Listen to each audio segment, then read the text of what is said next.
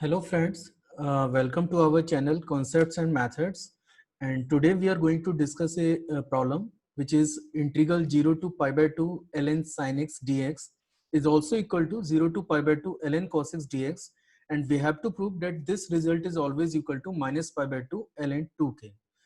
Generally जब हम कुछ क्वेश्चंस करते हैं तो ये रिजल्ट फ्रिक्वेंटली यूज में भी आता रहता है, तो आप चाहें तो ये रिजल्ट याद भी रख सकते हैं। पर फाइनली मैं अभी यहाँ पे ये प्रूफ करने जा रहा हूँ कि कैसे हम लोग इस गिवन फंक्शन को इंटीग्रेट करेंगे और वी हैव टू प्रूव कि इसका जो रिजल्ट है वो minus pi by two ln 2 के बराबर होगा। तो सबसे पहला पॉइंट ये है कि डजंट मैटर कि आप 0 to pi by two ln sin x पे काम कर रहे हैं या 0 to pi by two ln cos x पे काम कर रहे हैं, दोनों का result he minus pi by two ln 2 के बराबर होता है। चलिए स्टार्ट करते हैं कि कैसे अपन इसको इंटीग्रेट करेंगे। तो first of all what I have done, मैंने ये जो 0 to pi by two ln sin x dx है इसको इक्वेशन नंबर 1 लेट कर लिया है। So i is here 0 to pi by two ln sin x dx। Fine, now what we are doing, we know this property, आपने definite integration की properties में ये सब पढ़ा होगा कि 0 to a fx dx is equal to 0 to a f of a minus x dx के। मतलब ये जो पावर है आप इसे जैसे x को रिप्लेस कर सकते हैं a माइनस एक्स से, और स्टिल फंक्शन की डेफिनेट इंटीग्रेशन का जो रिजल्ट है वो अनचेंज रहता है, result you will get same. तो सेम प्रॉपर्टी मैं यहाँ पे अप्लाई कर रहा हूँ, मैं x को रिप्लेस करूंगा पाई बाई टू माइनस एक्स से, और जैसे ही अपन ये रिप्लेसमेंट करेंगे तो आप देखेंगे कि x को अपन रिप्लेस करेंगे pi by two minus x से, और ये बनेगा ln sine pi by two minus x के। अभी ट्रिग्नोमेट्री का बेसिक सा प्रॉपर्टी है कि sine 90 minus theta cos theta के बराबर होता है, तो सेम इक्वेशन अब बन जाएगी i is equal to 0 to pi by two ln cos x dx, and that is equation number 2। अब एक चीज आपको ध्यान देना चाहिए कि अगर मैंने 0 to pi by two ln cos x से स्टार्ट किया होता तो ये बनता ln sin x, और क्योंकि जैसे इस पर्टिकुलर केस में तो मैंने ln sin x को स्टार्ट किया है तो मेरा यहाँ पे ln cos x बना है, तो ये वाइसा वर्सा है। अगर आप ln sin x से स्टार्ट करेंगे तो second equation ln cos x बनेगी, और अगर आप ln cos x से स्टार्ट करेंगे तो second equation ln sin x बनेगी। चलिए अब आगे मूव करते हैं। तो आई होप सो कि ये स्टेप आपको सारे क्लियर हो गएंगे। एक तो हमने ये प्रॉपर्टी यूज किया है यहाँ पे, और प्रॉपर्टी यूज करने के बाद directly we are getting the result i is equal to 0 to pi by two ln cos x dx के। सो ठीक है, हम आगे मूव करते हैं। सो नाउ यू सी, अब now what I am doing, मैं दोनों इक्वेशंस को ऐड कर रहा हूँ। आपको याद होगा फर्स्ट इक्वेशन था 0 to pi by two ln sin x dx, और सेकंड इक्वेशन था 0 to pi by two ln cos x dx के। तो जैसे मैंने इन दोनों इक्वेशनों को ऐड किया तो लेफ्ट में i और i था, तो वो ऐड करके आपका 2i बन गया, और राइट में ये बनेगा 0 to pi by two ln sin x dx plus 0 to pi by two ln cos x dx के। चलिए आगे मूव करते हैं। तो 2i आपका इस एक्सप्रेशन के इक्वल है। अब मैं यहाँ पे हल्का सा मैनिपुलेशन कर रहा हूँ, और मैनिपुलेट मैंने क्या किया है कि मैंने यहाँ पे extra 0 to pi by two ln 2 dx को ऐड किया है। अब एक्स्ट्रा आपने ऐड किया है तो इस इक्वेशन को बैलेंस भी करना पड़ेगा, और जैसे आप इक्वेशन को बैलेंस करना स्टार्ट करेंगे तो आपको फिर ये माइनस भी करना पड़ेगा। तो मैंने ये डाटा को ऐड किया है which is 0 to pi by two ln 2 dx, और यही डाटा को मैंने यहाँ पे सब्ट्रैक्ट करके भी रखा हुआ है। चलिए आगे मूव करते हैं। अब देखिए, ये पहला टर्म है, ये दूसरा टर्म है, ये तीसरा टर्म है, और तीनों की लिमिट सेम है। तो जब तीनों फंक्शन की लिमिट सेम है तो आप 0 टू पाई बाई टू तो एक सेपरेट कर सकते हैं, और ये जो अगले तीन फंक्शन है जिसमें एक ln sin x है, एक ln cos x है और ln 2 है, इसको आप क्लब कर सकते हैं। तो जैसे आप क्लब करेंगे तो आप देखेंगे कि यहाँ पे प्रॉपर्टी यूज कर सकते हैं sin x cos x 2, क्योंकि log का property log m plus log n plus log p बराबर होता है log m into n into p के। मतलब तीनों वेरिएबल्स का आप प्रोडक्ट निकाल सकते हैं। ये बेसिक सी प्रॉपर्टी है लॉगरिथम की, आई होप सो कि आपको याद होगी।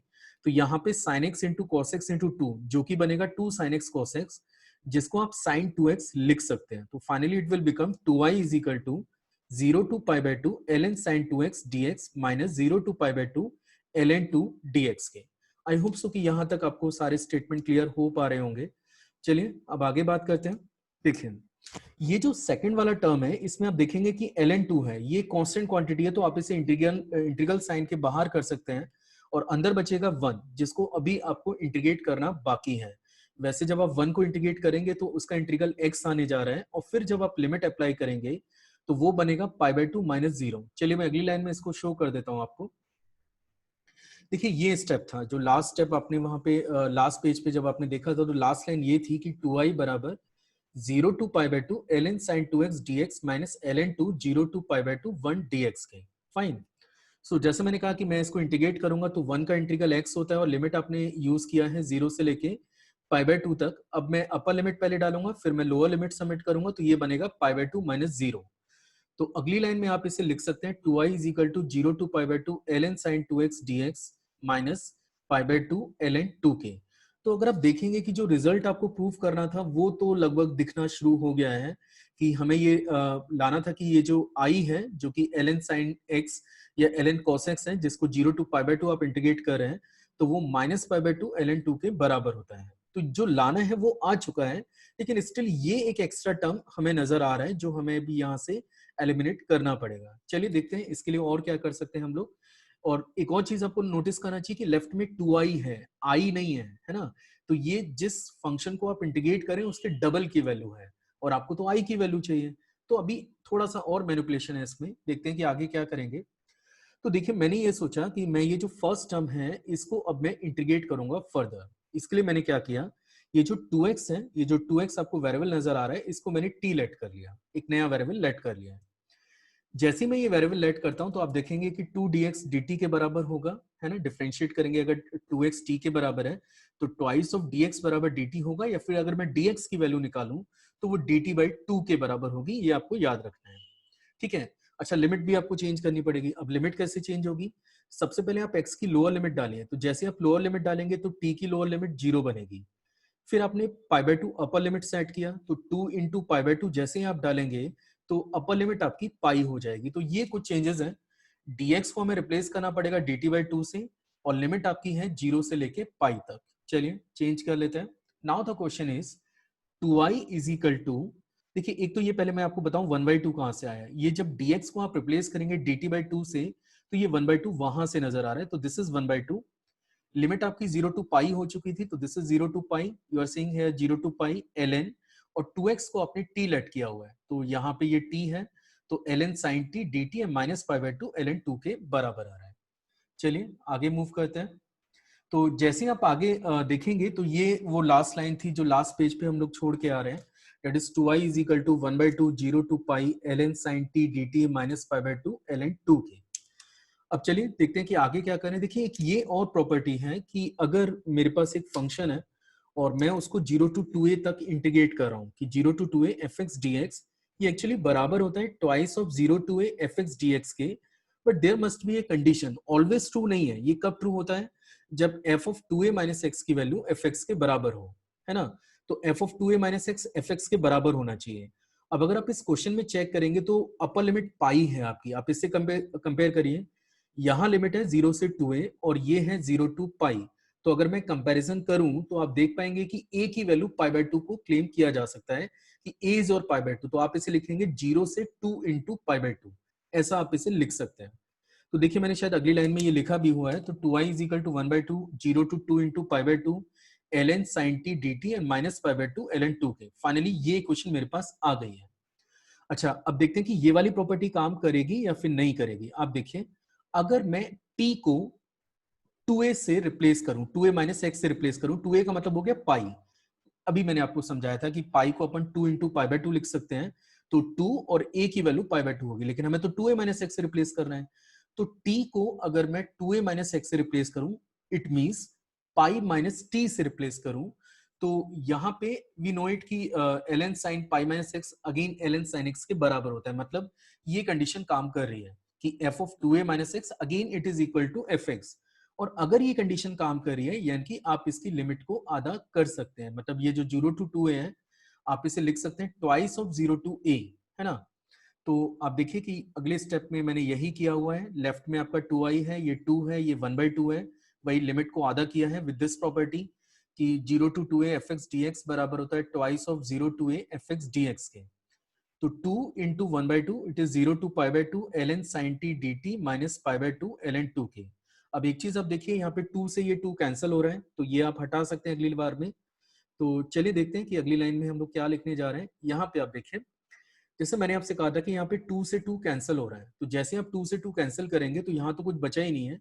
इनफैक्ट जो अगली लाइन आपको नजर आएगी वो ये होगी, 2i इज इक्वल टू 0 से पाई बाय 2, क्योंकि 2 से 2 कैंसिल हो गया है, and this is ln sin t dt minus pi by 2 ln 2k. Fine. अब देखिए एक और प्रॉपर्टी है, जब आप डेफिनेट इंटीग्रेशन स्टार्ट करते हैं तो सबसे पहली प्रॉपर्टी आपको यही डिस्कस की जाती है कि फंक्शन के वेरिएबल को अगर आप चेंज कर दें और सेम लिमिट के बिटवीन अगर इंटीग्रेशन कर रहे हैं तो उसकी लिमिटिंग मतलब उसके इंटीग्रेशन पे कोई इफेक्ट नहीं आएगा. मतलब a to b ft dt a to b ft dt बराबर होता है a to b fx dx के. ये हम जानते हैं. चलिए, तो मैं यहाँ पे कुछ नहीं कर रहा हूँ, ये जो ln sin t है इसके वेरिएबल को चेंज कर देता हूँ क्योंकि सेम लिमिट में इस फंक्शन की वैल्यू पे कोई फर्क नहीं पड़ेगा with the help of this property. 0 a to b fx dx is equal to होता है a to b ft dt के. फाइन. तो अब देखिए मैंने अगले लाइन में यहाँ पे लिखा हुआ है 0 to pi by 2 ln sin x dx and that is minus pi by 2 ln 2k. अगर आप इस पार्ट को चेक करें तो ये एक्चुअली i है जो आपका ओरिजिनल क्वेश्चन था जिसको आप इंटीग्रेट कर रहे थे. तो अगले स्टेप में मैं ऐसा कर सकता हूँ कि इसको हटा के i लिख सकता हूँ minus pi by 2 ln 2k, और फिर से फर्दर सिंप्लीफाई करें तो लेफ्ट में 2i माइनस i हो गया जिसको आप i लिख सकते हैं which is equal to minus pi by 2 ln 2k. And finally this we have to prove कि जो गिवन फंक्शन है उसका जो इंटीग्रल है वो minus pi by 2 ln 2k बराबर होता है. तो finally this is a result कि i is equal to 0 to pi by 2 ln sin x dx बराबर 0 to pi by 2 ln cos x dx and which is always equal to minus pi by 2 ln 2k. So this is the process कि how we are going to integrate the given function. तो आपके पास दो option है, एक तो ये method clear होना चाहिए कि कैसे हमने इस फंक्शन को इंटीग्रेट किया है.